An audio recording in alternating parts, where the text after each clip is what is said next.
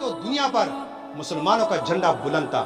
آج ہمارے پڑوس میں کشمیر 70 سالوں سے ظلم کے اندر دبا ہوا، 70 سالوں سے ان پر زندگی اجیرن، وہاں کی ماؤں بیٹی بہنوں کی عزت محفوظ نہیں، مسلمانوں کا وقار محفوظ نہیں، اور ہم صرف ایک نعرہ لگا کے کہتے ہیں کہ کشمیر کو آزاد کرنا۔ اگر دنیا میں کہیں پر کوئی بدبخت انسان نبی کریم علیہ السلام کی ناموس پر انگلی اٹھاتا ہے، ہم اس کی انگلی کو توڑیں گے، تب جا کے مسلمانوں کا وقار وہاں پر بحال ہوگا۔ IMF کے سامنے آ کر، عالمی قوتوں کے سامنے آ کر کبھی مسلمان کا وقار بحال نہیں ہو سکتا، کیونکہ سرور عالم نے فرمایا تھا کہ اے مسلمانوں، تمہاری یہ خام خیالی ہے کہ کفار تمہارے دوست بنیں گے، فرمایا کافر تمہارا کبھی دوست نہیں بن سکتا۔ تمہارا دوست تمہارا کلمہ گو مسلمان ہے، تمہارا دوست تمہارے دکھ درد کو سمجھنے والا تمہارا کلمہ گو مسلمان ہے۔ کیوں؟ حضور نے فرمایا کہ مسلمانوں کی مثال ایک جسم کی مانند ہے، جہاں پر بھی دنیا کے اندر مسلمان تکلیف میں ہوگا، فرمایا دوسرا مسلمان وہ ہے کہ جو اس کی تکلیف کو محسوس کرے، اس کی تکلیف میں تڑپے۔ آج 914 دن ہو چکے ہیں، کشمیر کے اندر جبر اور ظلم کی داستانیں رقم کی جا رہی ہیں، فوج کے زور پر، دہشت گردی کے زور پر مسلمانوں کی زندگی کو گھروں تک محدود کیا ہوا ہے۔ حضور نے فرمایا کہ جب تم کہیں پر ظلم دیکھو، تمہارا پہلا منصب کیا ہے؟ اس ظلم کو ہاتھ سے روکو۔ اگر تمہارے ہاتھ کا بس چلے، فرمایا کہ تمہارے ہاتھ کا بس نہیں چلتا، زبان سے روکو ظلم کو، زبان سے اس کے خلاف بولو، مذمت کرو اس کی۔ فرمایا اگر تمہاری زبان کا بس بھی نہ چلے تو دل میں برا جا کے اس بندے کے لیے بد دعا کرو۔ آج ہم عوام پہلے فرض سے تو ہم ساکت ہو چکے ہیں، یہ ہمارے حکمرانوں کی ذمہ داری بنتی ہے کہ وہ ہاتھ کے ساتھ روئے زمین پر ہونے والے مسلمانوں کے ظلم کو روکیں۔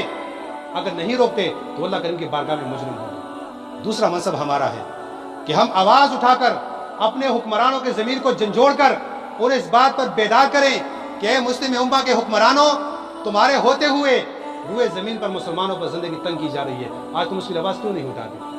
تو اس سلسلے میں پوری دنیا کے اندر، خصوصاً پاکستان کے اندر 5 فروری کو یوم یکجہتی کشمیر منایا جا رہا ہے۔ ہمارا بھی یہ حق بنتا ہے کہ ہم اس میں اپنی شرکت کریں اور اس مظلوم کشمیری مسلمانوں کے لیے اپنی آواز بلند کریں۔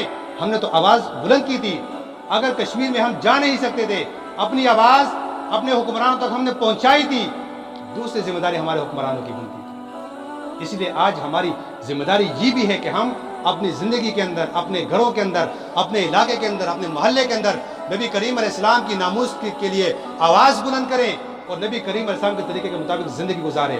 اور دوسرا فرض کیا ہے کہ روئے زمین پر جہاں پر بھی مسلمانوں کے خلاف ظلم ہوتا ہے، ہم اس کے خلاف اپنی آواز کو بلند کریں۔ ہفتے کے دن انشاءاللہ العزیز اگی کے اندر تحریک لبیک یا رسول اللہ کے زیر اہتمام ایک عظیم الشان یکجہتی کشمیر کی ریلی ہوگی۔ آپ سب کو وہاں پر شرکت کی دعوت ہے کہ ہم وہاں پر جا کر اپنی آواز اپنے حکمرانوں کے دروازے تک پہنچائیں کہ اے حکمرانوں، تم اسلام آباد کے اندر آسائشوں کے اندر وہاں پر ملکی خزانے کو لوٹنے میں مصروف ہو، آج تمہارے سنگ پر کشمیر کا ظلم ہو رہا ہے۔ تمہارا حق بنتا ہے کہ تم عالمی فورم پر اپنے فوج کے ذریعے، اپنے طاقت کے ذریعے کشمیروں کو آزادی دلواؤ۔ اللہ کریم کے جناب دعا کرتے ہیں، مولا کریم دنیا کے اندر جہاں پر بھی مسلمان کفار کے نرغے میں ہے، ہمارے حکمرانوں کو، ہمارے عالم اسلام کے حکمرانوں کو اللہ کریم یہ توفیق دے دے کہ وہ مسلمانوں کے لیے آواز بلند کرے، ہمارے حکمرانوں کو صلاح الدین ایوبی جیسا جذبہ عطا کرے تاکہ وہ دنیا میں اپنی آسائشوں کو پیچھے رکھ کر مسلمانوں کے لیے آواز بلند کرے، اور اللہ کریم ہمیں یہ جذبہ دے دے کہ ہم وہاں پر جا کر ہمیں اتنی طاقت دے دے، اتنے وسائل دے دے کہ ہم جا کر